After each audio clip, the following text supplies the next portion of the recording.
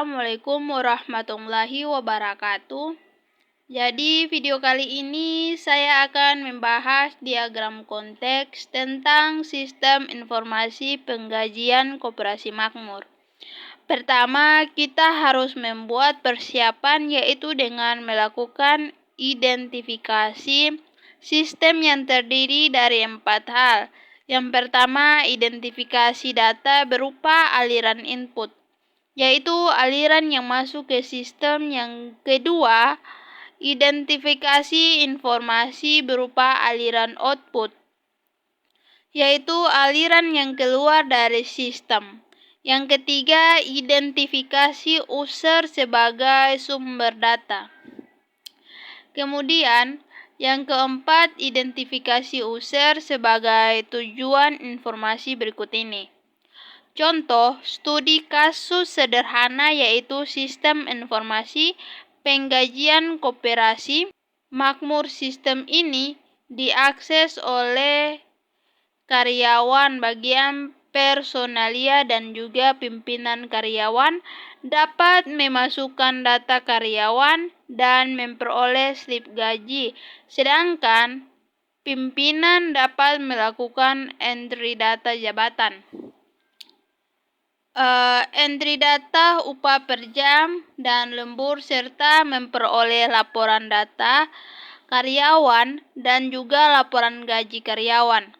Kemudian untuk bagian personalia dapat memasukkan rekap upah baik upah per jam maupun upah lembur, dan juga mendapatkan laporan data karyawan berikut ini. Hasil identifikasi sistem informasi penggajian koperasi makmur terdiri dari 3 user, yaitu karyawan, personalia, dan pimpinan.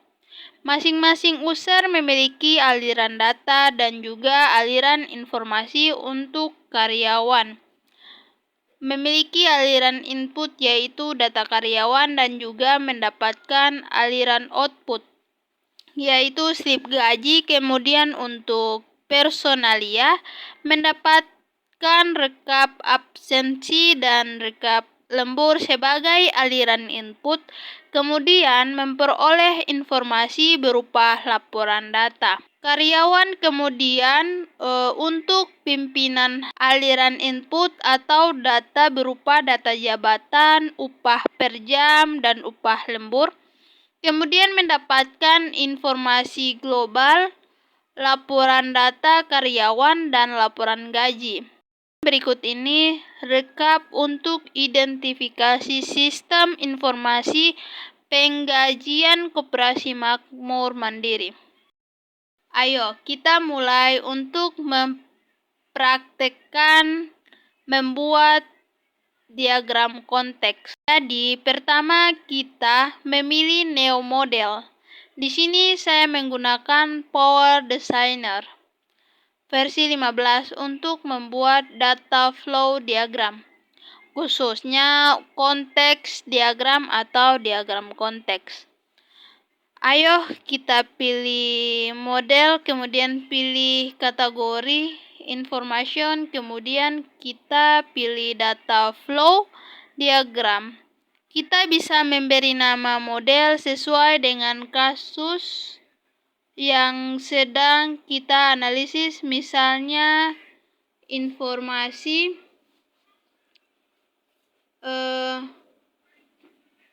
penggajian kita.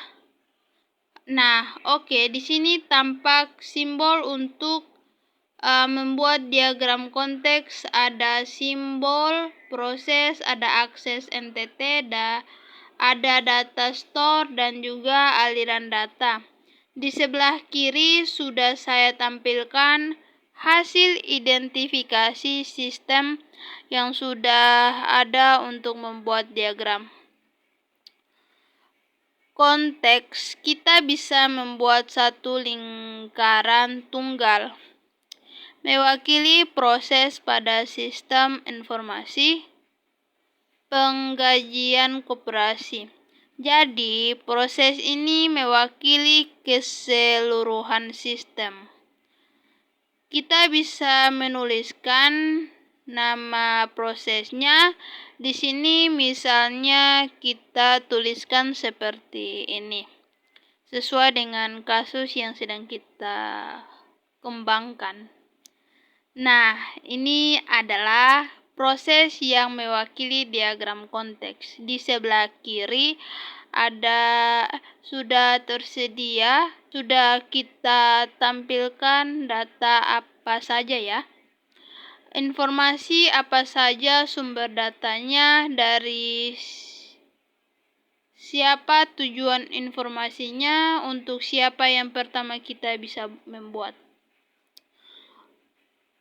Dengan memilih simbol kontak atau persegi atau external entity, karena ada 3, kita bisa langsung membuat MP3 EXO-NTT. Jadi caranya tinggal diklik, sudah tampil di area kerja untuk memberi nama. Kita bisa memilih klik kanan, properties, kita isi misalnya ini adalah user dengan nama karyawan. Kemudian Yusril yang kedua ini adalah bagian personalia. Yang ketiga adalah pimpinan. Untuk karyawan seperti yang sudah saya jelaskan di awal, karyawan memiliki aliran data yaitu data karyawan. Kita bisa menggunakan aliran data dengan nama flow. Di sini ada aliran flow dan juga resort flow. Untuk diagram konteks, kita bisa menggunakan aliran data dengan simbol seperti ini ya. Karena input, maka aliran datanya masuk ke sistem. Untuk memberi nama, kita bisa menggunakan teks. Kita beri nama data karyawan, kemudian untuk aliran output, karyawan memiliki atau mendapatkan informasi berupa slip gaji.